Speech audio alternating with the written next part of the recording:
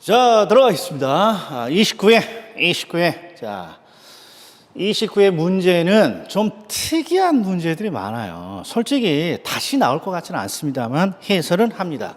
대표적인 게 요 4번입니다. 지금 뭔지 몰라도 감정평가를 했는데 면적이 일정 산물에 이게 언제적 용어야? 언제적 용어일 것 같아요? 제가 알기로는 제곱미터당 이렇게 가격으로 우리가 그 기준이 통일된 게 85년도야. 85년도. 그거 전이니까 그거 전에는 입방미터 썼어요. 입방미터. 입방미터라는 것도 요새 쓰시는 분 있잖아요. 그게 또 한 10년 썼다고. 그러니까 이게 거의 70년대 쓰던 그런 단위란 말이에요. 아무튼 평가에서는 가끔씩 이런 거 나오니까 정단, 무보. 그래서 1정 3천, 2단 300, 1무 3평, 1보 1평. 이름도 잘 안 돼. 아무튼 정단무보 이렇게 합니다. 정단무보. 1정 1에다가 3천.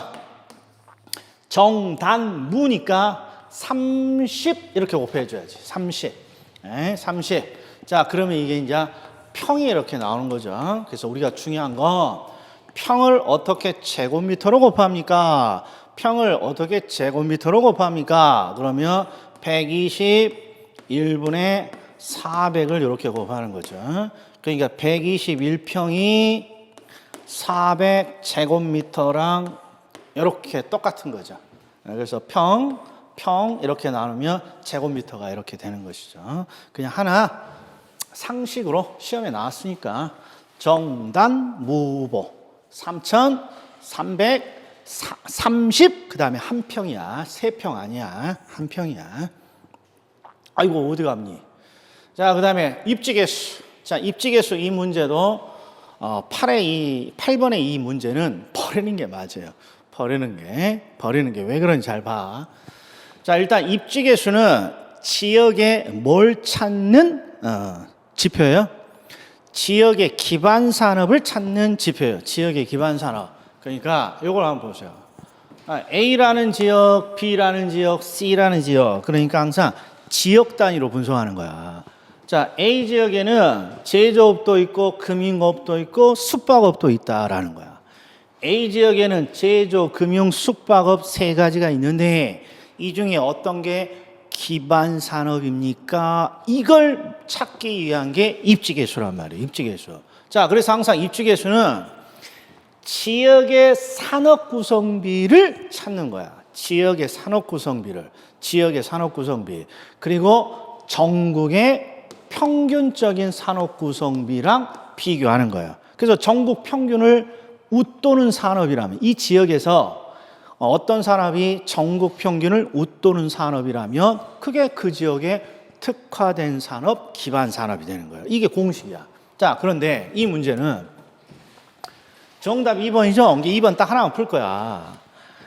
A 지역과 C 지역을 비교하고 있고 또 산업도 달라. 숙박업과 금융업을 비교하고 있으니까 입지계수를 총 몇 번 계산해야 됩니까? 재수 없으면 10번을 계산해야 되는 거야.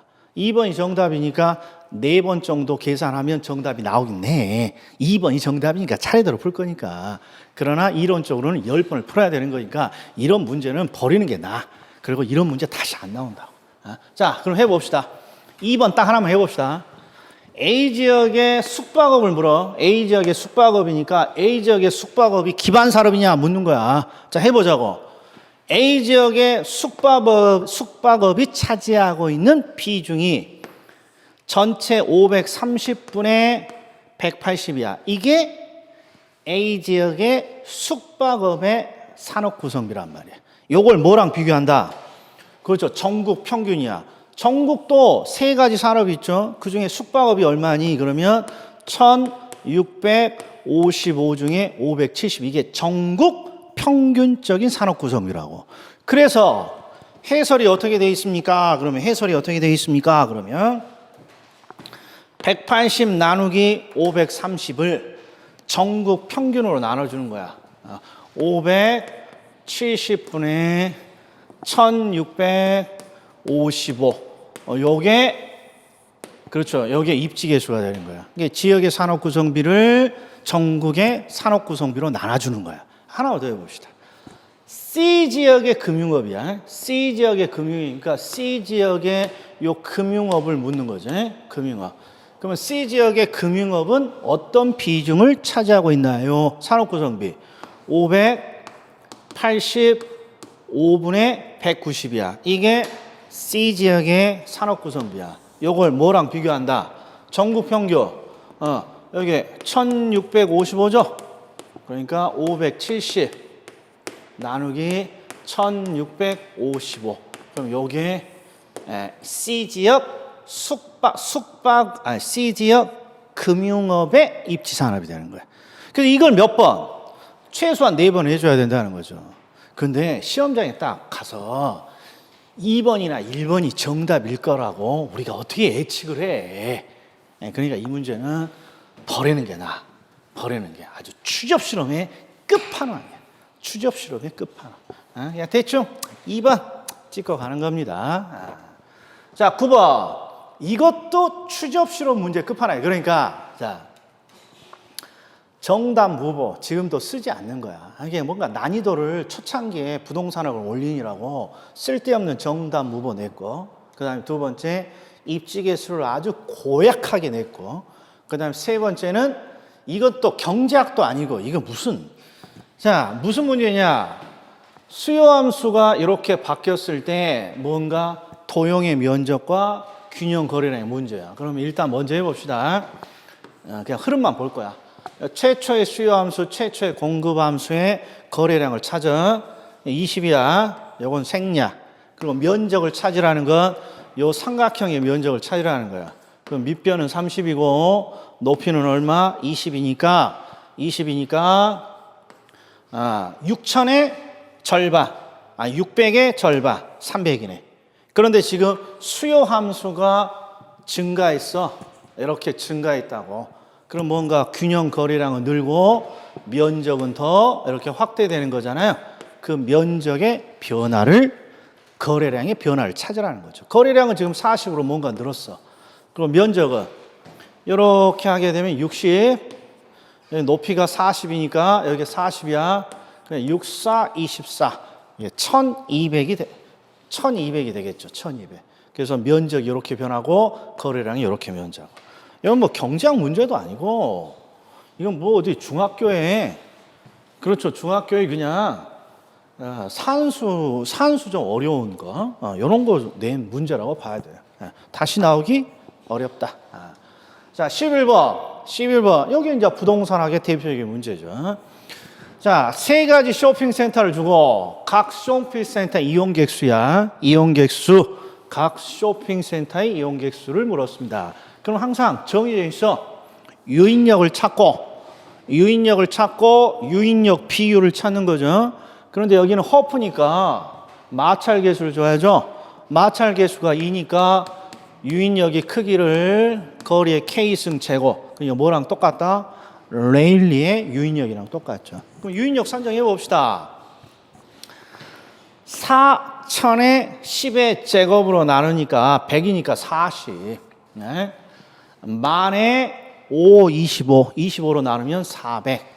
C는 2만에 200의 제곱 2만에 10의 제곱이니까 100으로 나누면 200. 그러니까 유인력은 딱 계산이 되는 거죠. 근데 유인력만 계산하면 안 된다 그랬어. 유인력 비율. 전체 유인력이 얼마야? 200, 400, 40이니까 640이지. 640 중에 40, 이게 유인력 비율. 640 중에 400, 640 중에 200, 이게 유인력 비율. 그런데 지금 인구수, 이용객 수를 찾으라고 했으니까 60만 명의 인구 중에, 그렇죠, 요런 비율로 분배가 되는 거죠. 근데 조심할 거, 여기 봐. 이런 게 함정이라고. D도시 인구 모두가 고객이 되는 게 아니라 이 중에 40%만 고객이야. 그럼 64, 24, 24만 명이 고객이 되는 거예요. 그러니까 요걸 어떻게 해? 그렇죠. 각각에다 곱해주면 되지. 24만, 맞죠? 40%가 이용객 수니까 64, 24. 24만에 곱하기 600. 요렇게. 24만에 곱하기 이렇게 얘는 두 개만 해주면 되지. 나머지가 얘겠지. 나머지가 그러니까 두 개면 쇼핑센터 둘을 주면 하나만 산정하면 되고 쇼핑센터가 세 개니까 최소한 두 개는 산정해 줘야 된다. 자, 이건 중요한 문제죠. 자, 그 다음에 12번 총투자 수익률과 부채 감당률. 자, 부채 감당이 잘 나오죠. 손부채니까 부채 감당률은 순영업소득이 부채 서비스액을 감당할 수 있나요? 그러니까 순영업소득과 부채 서비스액이 나와야죠. 그 다음에 총투자 수익률은 그냥 수익률을 물어. 수익률은 항상 성과 측정의 기본. 자, 일반적으로 우리가 투자의 수익률을 물을 때는 어떤 수익으로 측정한다고? 순영업소득으로 측정하는 거지. 순영업소득. 그러니까 이 문제는 결국 순영업소득을 찾아내야 돼. 그래서 가만히 봤더니 왜 순영업소득을 줘버렸어. 그래서 이 문제가 땡큐 문제라고. 이거 딱 봤더니 느낌이 어때요?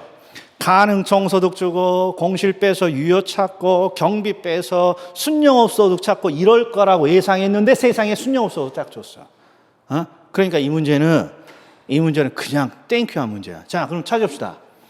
부채 서비스액 어디 있어? 부채 서비스액. 손부채 할 때 요 부채 서비스액. 그렇죠. 요놈이 부채 서비스액이란 말이야, 놈이.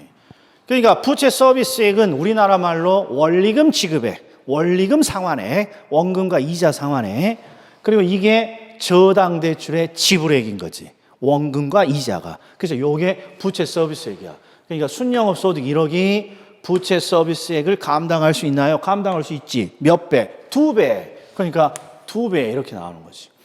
자, 그리고 총 투자 수익률은 수익률이야. 얼마를 투자해서 얼마를 벌었냐? 얼마 투자했니? 현금으로 12억. 얼마 벌었니? 그럼 뭘 대답해 준다고? 순영업 소득을 대답해 준다고 그렇게. 그러니까 12억을 투자해서 순영업 소득으로 1억을 벌었습니다. 이게 우리가 흔히 말하는 투자의 수익률. 그러니까 8.3% 이렇게 되는 거야. 자, 그런데 조심. 여기 뭐라고 돼 있어? 이 문제는 기출을 수정했다고 제가 적어져 있죠. 그러니까 가끔씩 이게 수정이 안 되고 출판되거나 자료로 제시된 자료들이 있어. 가끔씩. 이게 원래 이게 어떻게 돼 있냐 그러면 이렇게 돼 있었어. 최초에 이게 이의신청 받아서 전체 다 아니지. 이렇게 돼 있을 거야. 전체 다 맞는 거야. 이 무슨 뜻이니? 순영업 소득에서 일부를 은행이 가져가죠. 은행 이게 부채 서비스액 저당 지불액이야. 그리고 난 나머지가 내가 가져가는 현금이잖아. 그래서 1억에 7천 빼면 이게 안 맞잖아. 이게 최초의 기출은. 그래서 이게 이의신청 들어가서 전부 다 올 정답 된 거지. 이게 올 정답 돼도 크게 영향이 없는 거야. 대충 다 찾았어, 사람들이. 예. 자, 그 다음에 변동계수가 나왔네. 변동계수. 자, 이때만 해도 기대 수익률, 분산, 표준 편차, 변동계수 또는 변이계수 산정하라는 문제가 기본적으로 매년 출제되는데요. 자, 이걸로 확인합시다. 자, 저는 호황과 불황의 수익률을 0.1, 0.06 수치로 줬는데 저는 이렇게 바꿉니다. 10%, 6%. 왜? 이게 계산이 편해. 왜? 소수점으로 계산하면 이게 복잡해, 수치가. 10%. 자, 그러면 첫 번째 뭐 찾는다? 기대 수익률이야. 기대 수익률. 그런데 호황과 불황이 또 같네. 자, 호황이 오면 10%야. 올 확률이 절반, 5%니까, 아니 50%니까 이거의 절반 5개. 자, 불황이 오면 6% 얻어. 이걸 얻을 확률 50%니까 3. 그래서 두 개 합치면 8% 이렇게 되는 거라. 8%. 자, 그리고 요령이야, 지금부터. 내가 8%를 예측했어. 8%를 예측. 그런데 실제 호황이 오면 10%니까 2%의 예측이 벗어났다고. 이게 분산이야. 자, 나는 8%를 예측했어. 근데 실제 불황이 오게 되면 마이너스 2%의 예측이 벗어나. 이게 분산이야. 근데 나 예측이 벗어난 거야. 근데 플러스 2와 마이너스 2라는 부호가 다르기 때문에 항상 불확실성 위험은 예측이 얼마나 벗어났느냐 그 정도만 찾는 거거든. 그래서 부호를 없애기 위해서 어떻게 한다? 이렇게 제곱을 하는 거라고. 제곱. 그래서 분산은 항상 제곱, 두 글자야. 두 글자짜리 분산은 제곱의 형태로 계산되는 거라고. 그럼 이게 뭐냐? 호항일 때 분산, 불항일 때 분산이야. 분산, 불항일 때 분산. 그럼 어떻게 해줘? 다시 확률로 가정평균 해주는 거라고. 자, 그러니까 잘 봐. 여기다가 기록을 잘해. 8% 예상했어. 그럼 2% 차이야. 분산이니까 무조건 제곱이지. 4% 제곱. 자, 얘도 4% 제곱. 호항일 때 4%, 불항일 때 4% 제곱이니까 중간값 4%야. 그래서 이렇게 나오는 거야. 자, 그럼 여기서 질문 가끔씩 저한테 깨톡으로 뭘 물어보냐. 이게 뭐 이렇게 물어봐요. 퍼센트 제곱이라는 걸 저는 평생 태어나서 처음 본 것 같은데 이런 단위가 있나요? 없어. 이건 그냥 내가 객관식으로 해서 만든 거야. 원래는 대부분 재무 이론에서는 어떻게 합니까? 0.0004 이런 식으로 표현이 된다고. 근데 헷갈리잖아. 그러니까 단위를 그냥 임시적으로 만들어 버린 게 퍼센트 제곱이라고. 그리고 표준 편차는 이걸 루트 씌운 거죠. 표준 편차 루트 씌운 거니까 아니지. 여기다가 아니지. 이 표준 편차 분산에다가 이렇게 루트를 씌우는 거니까 2%가 나오는 거고. 2%가. 그리고 변동교수는 표준 편차를 기대 수익률로 나눈 값이죠. 그래서 이론할 때는 항상 우리가 어떻게 암기했다? 변동계수 어렵지만 포기하지 마. 이거 했잖아. 포기하지 마. 이게 표준 편차를 기대 수익률로 나눈 거야. 표준 편차 2%를 기대 수익률로 이렇게 나눈 거라고. 4분의 1, 0.25. 그래서 분산을 얼마나 빠르게 찾느냐가 중요해. 분산. 그리고 빠르게 찾으려면 시험지에다가 이렇게 그렇죠. 빨리빨리 요약 정리하는 게 중요하다고. 요약 정리하는 게. 자, 그 다음에 30번 봅시다. 자, 이것도 참 이게 2차 실무를 하지 않는 사람은 어려운 거라고. 우리가 대부분 개별 요인이나 지역 요인 비교치는 이렇게 수치가 나오면 다 곱해버리잖아. 그래서 2차 실무를 하지 않는 사람이 이랬어. 10% 우선이니까 곱하기 1.1, 5% 열세니까 곱하기 0.95, 10% 우선이니까 곱하기 1.1, 5% 열세니까 곱하기 0.95, 5% 열세니까 곱하기 0.95, 10% 열세니까 곱하기 0.9 이랬더니 정답이 없는 거야. 정답이. 그럼 이거 어떻게 해야 됩니까? 항상 상승법이죠. 상승법은 조건별로 곱하는 거야. 조건별로 곱하는 거야. 그러니까 조건을 이런 식으로 나눠줘야 돼. 즉, 접근 조건은 이 두 가지가 합쳐서 접근 조건을 만들어주니까 10% 우세, 5% 열세. 평균을 때리면 5% 우세. 이렇게 하나를 때려줘야 되는 거야. 그 다음에 얘도 또 이렇게 묶음이지. 이게 자연 조건이니까 10% 우세, 5% 열세. 그럼 결국 5% 우세죠? 5% 우세. 요거는 5% 열세. 요건 곱하기 1.1. 이래야 정답이 0.942666 머시기 해서 소수점 셋째 자리에서 끊으면 0.943 이렇게 나온다고. 이거 조심. 다시 나올 것 같지는 않아. 그러나 하나 기억해줘. 이 회차의 계산 문제가 뭐 다시 나올 게 같지는 않아. 그러나 한번 가볍게 확인을 좀 합시다. 자, 그 다음에 수익하는법. 이런 게 이제 정형화된 부동산학의 문제지. 정형화된. 순수익을 찾으세요. 그러면 가능해서 유효총소득 찾고 영업경비를 차감하면 되는데 가능이 9천 나왔어요. 자, 그리고 공실이 나왔어 300. 그러면 유효총소득은 조심해. 자, 요거 부동산 학에는 가능총소득에서 공실, 그 다음에 불량부채를 차감하잖아. 이렇게 표현되죠. 불량부채.